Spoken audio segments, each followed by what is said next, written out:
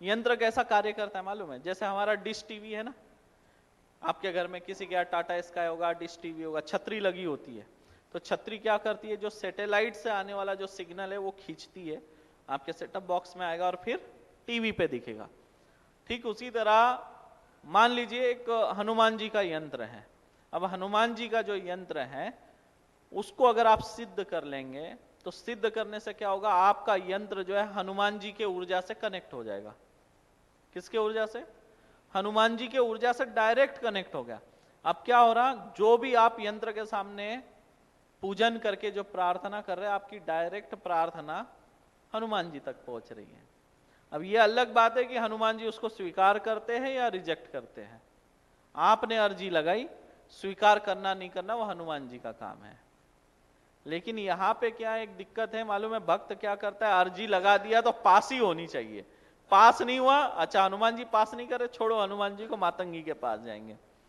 अब मातंगी के पास अर्जी लगाए, मातंगी ने अगर वो अर्जी रिजेक्ट करी, छोड़ दो मातंगी को, किसी भैरव जी के पास चले जाएंगे। तो ऐसा जो आप काम करते हैं ना, देवी देवताओं को बदलने का, सबसे पहले तो बंद कर दो। क्योंकि आप जितना देवी देवता बदलते हैं उतना जब आप दूसरे देवता के पास जाते हैं तो वो आपको और ज्यादा जो है दूर करते हैं। आपकी जो अर्जी है वो पहले ही पहुंचने से पहले ही रिजेक्ट हो जाती है आधे रास्ते में। तो इसलिए देवी देवता बदलने का नहीं, एक ही देवता को पकड़ के चलो, सब अच्छा होगा। समय लगता है। और देखिए एक व्यक्ति यहाँ पे आया था, उसने बहुत अच्छी बात बोली मुझे और पसंद भी आई उसकी बात। इंटरव्यू दिया, आज ही मैंने पोस्ट किया है। उसने क्या कहा, जीवन है तो सुख दुख लगा रहेगा, परेशानी लगे रहेगी। अगर परेशानी खत्म तो समझ लो जिंदगी खत्म। सही बात है, आपका जीवन है तो सुख दुख आता रहेगा। अगर सुख दुख नहीं है जीवन में तो समझ लो मृत्यु हो गई। जिंदे हो तभी तो सुख आ रहा है, जिंदे हो तभी तो दुख आ रहा है। तो इसलिए जो है सुख दुख आते रहेंगे, लेकिन भगवान को नहीं छोड़ना है।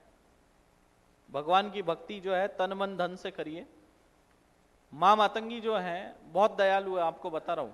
इस देवी देवताओं की जितनी लिस्ट है ना, इनमें अगर सबसे अगर दयालु कोई माता है तो वो हमारी मां मातंगी है। और मां छिन्नमस्ता कौन है? वो हमारी सुप्रीम कोर्ट है।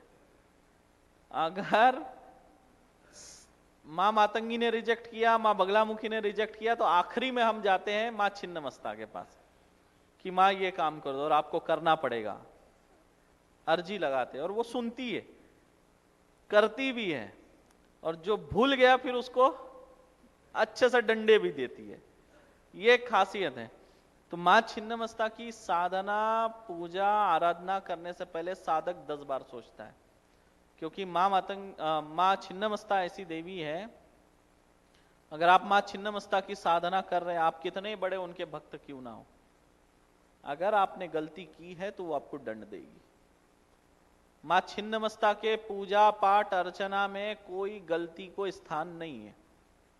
गलती का स्थान है ही नहीं। गलती किया लठ खाओगे, खत्म है बात। और मां मातंगी ऐसी देवी है, इतनी दयालु है कि उनके पूजा पाठ अनुष्ठान में उपवास का कोई स्थान नहीं है। मां मातंगी की अगर आप भक्ति कर रहे हैं, पूजा पाठ कर रहे हैं, अनुष्ठान कर रहे हैं, तो आपको पेट भर भोजन करके उनका पूजा पाठ अनुष्ठान करना है। मां मातंगी के इसमें उपवास का स्थान ही नहीं है। तो सोचो कितनी दयालु है, वो अपने भक्त को भूखा नहीं देख सकती, इतनी दयालु है। इसलिए उनके पूजा पाठ में उपवास का स्थान नहीं।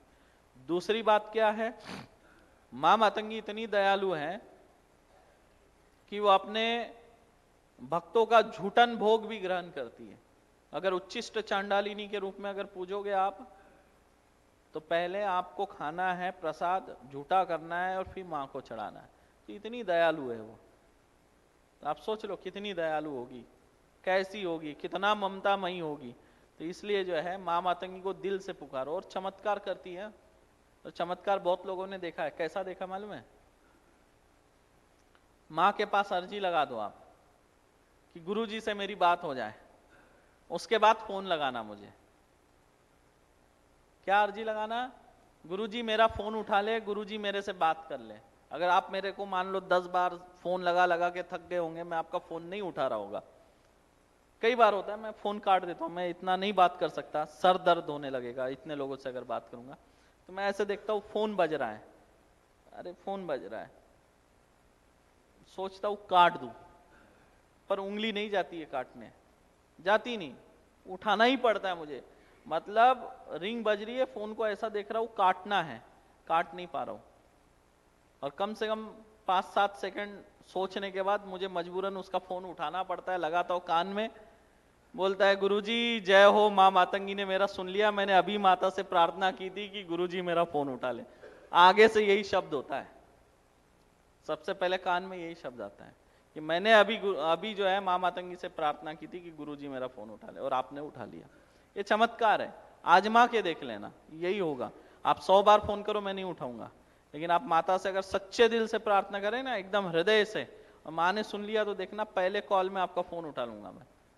ये चमत्कार होता है, बहुत जल्दी सुनती है। जब है ना आपके जीवन में चारों तरफ से अंधकार छा जाए, कोई रास्ता ना दिखे, मतलब सारी मदद मांग के आप थक गए होंगे, कोई आपकी मदद नहीं कर रहा है, कोई साथ नहीं दे रहा है, फंस चुके हो, कोई रास्ता नजर नहीं आ रहा है ना, तब माँ मातंगी का बीज मंत्र जाप करो, दीपक जला के बढ़िया बैठ जाओ एकांत में, माँ से प्रार्थना करो, आपके सारे रास्ते खुल जाएंगे। जो भी उलझन आपके जीवन में है ना, उससे निकलने का मार्ग आपको दिख जाएगा।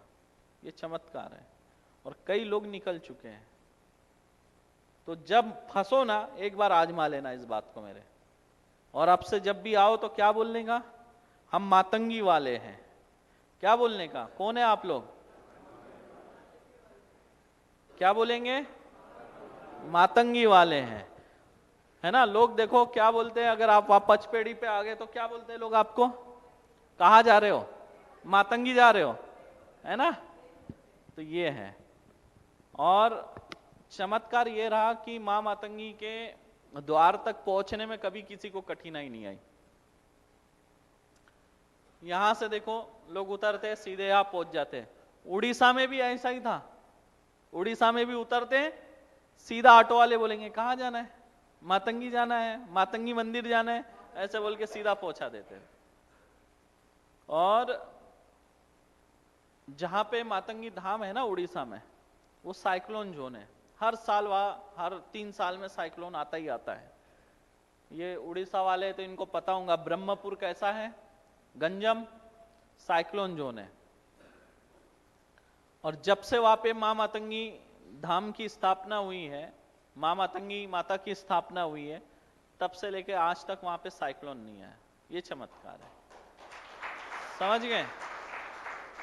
नहीं तो हर नवरात्र के समय वहां पे इतनी जोरदार तूफान आता है, लेकिन आज 4-5 साल हो गए वहां पे एक बार भी तूफान नहीं आया। सिर्फ तूफान तब आया था, माता रानी मुझे वहां से भगाना चाहती थी, इधर आ, तब तूफान आया था, तब मुझे भाग के आना